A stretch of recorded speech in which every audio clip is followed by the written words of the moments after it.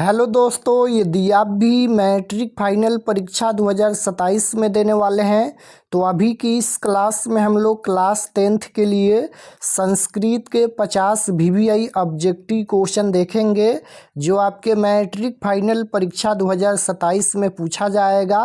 तो आप लोग इस क्लास में अंत तक बने रहिएगा। ये संस्कृत का क्वेश्चन है। संस्कृत के हम लोग पूरा बुक का 50 VVI ऑब्जेक्टिव क्वेश्चन पढ़ेंगे। वैसे ऑब्जेक्टिव क्वेश्चन जो मैट्रिक फाइनल परीक्षा 2027 के लिए महत्वपूर्ण है। तो ये संस्कृत का ऑब्जेक्टिव क्वेश्चन है। संस्कृत के हम लोग सबसे महत्वपूर्ण 50 ऑब्जेक्टिव क्वेश्चन अभी की इस क्लास में पढ़ेंगे। तो आप लोग इस क्लास को पूरा वॉच कीजिएगा और ये 50 ऑब्जेक्टिव क्वेश्चन आप लोग जरूर याद कर लीजिएगा। तो आइए पहला नंबर क्वेश्चन देखते हैं। फर्स्ट क्वेश्चन यहाँ पर पूछा गया है। पहला नंबर क्वेश्चन देखिएगा कि मंगलम पाठ के कितने मंत्र हैं। बताना है कि मंगलम पाठ के कितने मंत्र हैं। अगर आपको आंसर याद है तो आप लोग भी आंसर देते चलिए कमेंट में। इसका आंसर क्या होगा? मंगलम पाठ के कितने मंत्र हैं? तो ये संस्कृत का चैप्टर नंबर 1 है मंगलम पाठ। और मंगलम पाठ में हम बताए थे कि मंगलम पाठ में 5 मंत्र संकलित हैं और मंगलम पाठ उपनिषद से लिया गया है। तो right answer option number B हो जाएगा। मंगलम पाठ में कितने मंत्र संकलित हैं? तो याद रखिएगा 5 मंत्र संकलित हैं। और मंगलम पाठ कहाँ से लिया गया है? तो उपनिषद से लिया गया है। क्वेश्चन नंबर 2 यहाँ पर पूछा गया है कि करमवीर कथा पाठ में किसकी कथा है। तो करमवीर कथा पाठ में किसकी कथा है? तो करमवीर यहाँ पर राम प्रवेश राम का ही नाम है। तो करमवीर कथा पाठ ये किसकी कथा है? तो ये राम प्रवेश राम की कथा है। तो right answer option number A हो जाएगा।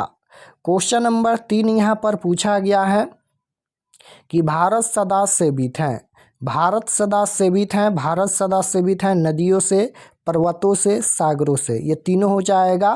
तो इसका आंसर ऑप्शन नंबर डी हो जाएगा। भारत सदा सेवित है इनमें से सभी से। Option number D right answer. Question number 4 यहाँ पर पूछा गया है कि भीखनटोला गांव कहाँ है। तो याद रखिएगा भीखनटोला गांव ये बिहार में स्थित है। Right answer option number B हो जाएगा, बिहार में। क्वेश्चन नंबर 5 यहाँ पर पूछा गया है कि स्वामी दयानंद का जन्म किस परिवार में हुआ था। स्वामी दयानंद का जन्म किस परिवार में हुआ था? तो याद रखिएगा कर्मकांडी परिवार में हुआ था। और कब हुआ था? तो याद रखिएगा स्वामी दयानंद का जन्म 1824 में गुजरात के टंकरा ग्राम में हुआ था। याद रखिएगा स्वामी दयानंद का जन्म 1824 में गुजरात के टंकरा ग्राम में हुआ था। तो राइट आंसर यहाँ पर डी हो जाएगा। ये पूछा गया है किस परिवार में हुआ था? कर्मकांडी परिवार में। क्वेश्चन नंबर 6 यहाँ पर पूछा गया है कि मंगलम पाठ में कैसे मंत्र संकलित हैं। मंगलम पाठ में कैसे मंत्र संकलित हैं? तो याद रखिएगा पदात्मक मंत्र संकलित हैं। ऑप्शन नंबर ए राइट आंसर। क्वेश्चन नंबर 7 यहाँ पर पूछा गया है कि पाटलिपुत्र किस प्रांत की राजधानी है। पाटलिपुत्र ये किस प्रांत की राजधानी है? तो पाटलिपुत्र ये बिहार की राजधानी है। बिहार की राजधानी पटना है। तो right answer option number A हो जाएगा। क्वेश्चन नंबर 8 यहाँ पर पूछा गया है कि पटना का इतिहास कितना पुराना है। पटना का इतिहास कितना पुराना है? तो याद रखिएगा पटना का इतिहास 2500 वर्ष पुराना है। कितना पुराना है? तो 2500 वर्ष पुराना है। तो right answer option number B हो जाएगा। पटना का इतिहास कितना पुराना है? तो ये 2500 वर्ष पुराना है। क्वेश्चन नंबर 9 यहाँ पर पूछा गया है विपुल क्या है। विपुल क्या है? तो याद रखिएगा विपुल ये संस्कृत साहित्य है। Right answer option number A हो जाएगा। विपुल क्या है? ये संस्कृत साहित्य है। क्वेश्चन नंबर 10 यहाँ पर पूछा गया है कि आलसियों की गति कैसी होती है। आलसियों की गति कैसी होती है? कानूनिक होती है। Right answer option number A हो जाएगा। आलसियों की गति कैसी होती है? कानूनिक होती है। क्वेश्चन नंबर 11 यहाँ पर पूछा गया है कि वेदरूपी शास्त्र क्या होता है। वेदरूपी शास्त्र क्या होता है? नित्य होता है। ऑप्शन नंबर ए राइट आंसर हो जाएगा, नित्य। क्वेश्चन नंबर 12 है कि वेद के कितने प्रकार हैं। वेद के कितने प्रकार हैं? तो वेद के 4 प्रकार होता है। Right answer option number A हो जाएगा। वेद के कितने प्रकार हैं? 4 प्रकार हैं। क्वेश्चन नंबर 13 यहाँ पर पूछा गया है कि मंदाकिनी वर्णम पाठ के कवि हैं। मंदाकिनी वर्णम पाठ के कवि कौन हैं? तो याद रखिएगा, मंदाकिनी वर्णम पाठ के कवि हैं Valmiki ji. Right answer option number C हो जाएगा। क्वेश्चन नंबर 14 यहाँ पर पूछा गया है कि स्वामी दयानंद के बचपन का नाम क्या था। अब यहाँ पर पूछा गया है कि स्वामी दयानंद के बचपन का नाम क्या था। तो स्वामी दयानंद का बचपन का नाम था मूलशंकर। राइट आंसर सी में दिया गया है। स्वामी दयानंद का बचपन का नाम मूलशंकर था। Option number C right answer. Question number 15 है, महान से भी महान क्या है? तो महान से भी महान, छोटा से भी छोटा और बड़ा से भी बड़ा क्या होता है? आत्मा होता है। Right answer option number A हो जाएगा। महान से भी महान क्या है? आत्मा है। क्वेश्चन नंबर 16 है, किसकी विजय होती है? तो किसकी विजय होती है? हमेशा सत्य की विजय होती है। Right answer option number A हो जाएगा। किसकी विजय होती है? तो हमेशा सत्य की विजय होती है। क्वेश्चन नंबर 17 यहाँ पर पूछा गया है, मध्यकाल में पाटलिपुत्र किस नाम से जाना जाता था? तो मध्यकाल में पाटलिपुत्र ये किस नाम से जाना जाता था? याद रखिएगा, पटना के नाम से जाना जाता था। तो राइट आंसर सी हो जाएगा, पटना के नाम से। 18 नंबर क्वेश्चन है कि सत्यमेव जयते ये किस उपनिषद का मूल मंत्र है? सत्यमेव जयते किस उपनिषद का मूल मंत्र है? कठोपनिषद का मूल मंत्र है। Right answer option number A हो जाएगा।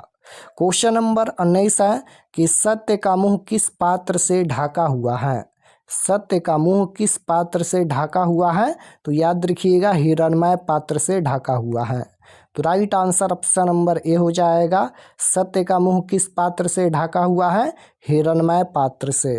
क्वेश्चन नंबर 20 है, परमात्मा कहाँ रहते हैं? तो स्वर्ग में रहते हैं। राइट आंसर बी हो जाएगा। 21 नंबर क्वेश्चन है कि पाटलिपुत्र नगर में क्या प्रसिद्ध है? तो पाटलिपुत्र नगर में क्या प्रसिद्ध है? पाटलिपुत्र में क्या प्रसिद्ध है? गोलघर है। तो राइट आंसर बी हो जाएगा। पाटलिपुत्र नगर में क्या प्रसिद्ध है? गोलघर प्रसिद्ध है। क्वेश्चन नंबर 22 है यहाँ पर कि किसके काल में पाटलिपुत्र का अधिक समृद्धि हुई? किसके काल में पाटलिपुत्र का अधिक समृद्धि हुई? तो चंद्रगुप्त मौर्य काल में। Right answer option number A हो जाएगा, चंद्रगुप्त मौर्य काल में। क्वेश्चन नंबर 23 पूछा गया है। 23 नंबर क्वेश्चन है कि बुद्ध काल में पाटलिपुत्र नगर का क्या नाम था? तो बुद्ध काल में पाटलिपुत्र नगर का क्या नाम था? तो याद रखिएगा, बुद्ध काल में पाटलिपुत्र नगर का नाम था पाटलिग्राम। ऑप्शन नंबर ए में दिया गया है। राइट आंसर ए हो जाएगा। बुद्ध काल में पाटलिपुत्र नगर का क्या नाम था? तो पाटलिग्राम था। क्वेश्चन नंबर 24 है कि सरस्वती का कुल ग्रह कौन सा महानगर था? तो सरस्वती का कुल ग्रह कौन सा महानगर था? पाटलिपुत्र था। ऑप्शन नंबर डी में दिया गया है, पाटलिपुत्र हो जाएगा। क्वेश्चन नंबर 25 यहाँ पर पूछा गया है कि पटना नगर की पालिका देवी कौन है? तो पटना नगर की पालिका देवी कौन है? पटन देवी है। Right answer option number C हो जाएगा। क्वेश्चन नंबर 26 है कि बृहस्पति कथा किस ग्रंथ से उद्धत है? बृहस्पति कथा ये किस ग्रंथ से उद्धत है? तो हितोपदेश से उद्धत है। Right answer option number A हो जाएगा, हितोपदेश। क्वेश्चन नंबर 27 यहाँ पर पूछा गया है कि नारी में कौन सा स्त्री प्रत्यय है? नारी में कौन सा स्त्री प्रत्यय है? तो डी प्रत्यय है। Right answer option number C हो जाएगा। ये व्याकरण का क्वेश्चन है। अजह प्लस टापू से कौन सा शब्द बनेगा? यानी इसको जोड़ेंगे तो कौन सा शब्द बनेगा? तो अजा शब्द बनेगा। Right answer option number B हो जाएगा, अजा शब्द बनेगा। संस्कृत में भी व्याकरण का क्वेश्चन पूछा जाता है। संस्कृत में भी बुक और व्याकरण दोनों का क्वेश्चन पूछा जाता है, इसलिए व्याकरण भी आपको पढ़ना है। 30 नंबर क्वेश्चन यहाँ पर पूछा गया है कि कूटनिम्नतम काव्य के कवि कौन है? कूटनिम्नतम काव्य के कवि कौन है? तो कूटनिम्नतम काव्य के कवि दामोदर गुप्त हैं। Right answer option number B हो जाएगा। क्वेश्चन नंबर 31 है, यूनान का राजदूत कौन था? तो यूनान का राजदूत कौन था? तो यूनान का राजदूत मेगास्थनीज था। ऑप्शन नंबर ए राइट आंसर हो जाएगा मेगास्थनीज। क्वेश्चन नंबर 32 है, राजशेखर की रचना कौन सी है? राजशेखर की रचना निम्नलिखित में कौन सी है? तो याद रखिएगा, काव्य मीमांसा के रचनाकार कौन है? तो राजशेखर हैं। तो राजशेखर की रचना कौन सी है? काव्य मीमांसा है। ऑप्शन नंबर ए राइट आंसर। क्वेश्चन नंबर 33 है कि आलस कथा के रचनाकार कौन है? आलस कथा पाठ के रचनाकार कौन है? तो याद रखिएगा, आलस कथा पाठ के रचनाकार है Vidyapati. Right answer option number A हो जाएगा विधापति। आलस कथा पाठ के रचनाकार कौन है? विधापति हैं, और विधापति ये मैथिली कवि हैं।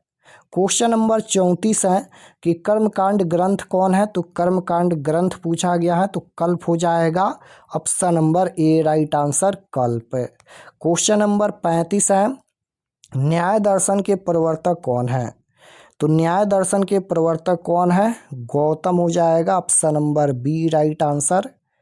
न्याय दर्शन के प्रवर्तक पूछा गया है, पतंजलि होगा इसका answer. Option number C right answer. Question number 36 है कि विश्व शांति पाठ में कैसे वातावरण का वर्णन है? तो विश्व शांति पाठ में कैसे वातावरण का वर्णन किया गया है? तो विश्व शांति में अशांति हो जाएगा। ऑप्शन नंबर ए राइट आंसर। क्वेश्चन नंबर 37 है कि शांति किससे स्थापित होती है? तो शांति किससे स्थापित होती है? परोपकार से। राइट आंसर बी हो जाएगा। 38 नंबर क्वेश्चन है, दुख का विषय क्या है? तो दुख का विषय अशांति होता है। Option number C right answer. आलस कथा क्या शिक्षा देती है? तो आलस कथा ये क्या शिक्षा देती है? तो ये हो जाएगा दोष निराकरण शिक्षा देती है। ऑप्शन नंबर ए राइट आंसर। क्वेश्चन नंबर 40 है कि आलस सला में आग लगने पर भी कितने लोग नहीं भागे? जब आलस सला में आग लगाई गई तो कितने लोग नहीं भागे थे? तो 4 असली आलसी नहीं भागे थे, और धूर्त आलसी भाग गए थे, लेकिन 4 असली आलसी नहीं भागे थे। तो राइट आंसर बी हो जाएगा, 4 यहाँ पर आलसी नहीं भागे थे। क्वेश्चन नंबर 41 है, आलस सला में आग कब लगाई गई? तो आलस सला में आग लगाई गई जब सब सो रहे थे, तब आलस सला में आग लगाई गई। तो राइट आंसर सी हो जाएगा, जब सब सो रहे थे तब आलस सला में आग लगाई गई। और आलस सला में आग क्यों लगाई गई? आलसियों की परीक्षा लेने के लिए। क्वेश्चन नंबर 42 है, महाभारत में किस लेखिका का उल्लेख है? तो महाभारत पूछा गया है, तो महाभारत में किस लेखिका का उल्लेख किया गया है? तो ये हो जाएगा सुलभा की। ऑप्शन नंबर ए राइट आंसर होगा। क्वेश्चन नंबर 43 है, किस देश में देवता बार बार जन्म लेना चाहते हैं? तो भारत हो जाएगा। Option number C right answer. 44 number question है कि हमारे भारतीय भूमि कैसी है? तो हमारे भारतीय भूमि कैसी है? विशालकार है। Right answer option number B हो जाएगा, विशालकार। 45 नंबर क्वेश्चन है कि आलस सला में आग क्यों लगाई गई? आलस सला में आग क्यों लगाई गई? तो आलसियों की परीक्षा लेने के लिए कि कौन असली आलसी है, कौन यहाँ पर नकली आलसी है। तो धूर्त आलसी भाग गए थे, लेकिन 4 असली आलसी नहीं भागे थे। तो आलसियों की परीक्षा लेने के लिए राइट आंसर बी हो जाएगा। सबसे बड़ा शत्रु कौन है? तो सबसे बड़ा शत्रु आलस्य होता है। Option number C right answer होगा। सबसे बड़ा शत्रु कौन है? आलस्य।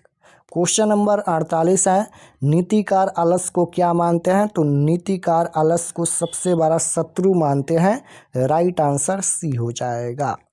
वीरेश्वर नामक मंत्री कहाँ रहता था? तो वीरेश्वर नामक मंत्री ये मिथिला में रहता था। Right answer option number D हो जाएगा। मिथिला में कौन मंत्री था? ये भी क्वेश्चन इस तरह से पूछा जाएगा, तो वीरेश्वर नामक मंत्री था, या वीरेश्वर नामक मंत्री कहाँ रहता था? मिथिला में। क्वेश्चन नंबर 50 है, कितने पुरुष सोए थे? तो 4 पुरुष सोए थे, यानी आलसी 4 आलसी सोए थे। जब आलस सला में आग लगाई गई तो 4 आलसी सोए थे, नहीं भागे। Right answer option number A हो जाएगा। 4 पुरुष हुए थे, चारों आलसी थे, तो ऑप्शन नंबर ए राइट आंसर। तो अभी की इस क्लास में हम लोग संस्कृत के 50 ऑब्जेक्टिव क्वेश्चन देखे हैं। आप लोग ये सभी प्रश्न को जरूर याद कर लीजिएगा और क्वेश्चन हम लोग नेक्स्ट क्लास में पढ़ेंगे। तो अगर आप लोग चैनल पर नए होंगे तो चैनल को ज़रूर सब्सक्राइब कर लेना, ताकि आने वाले नेक्स्ट क्लास आपके पास ज़रूर पहुँचे। तो मिलते हैं नेक्स्ट क्लास में, तब तक अपना स्टडी कीजिए। आप सभी को धन्यवाद।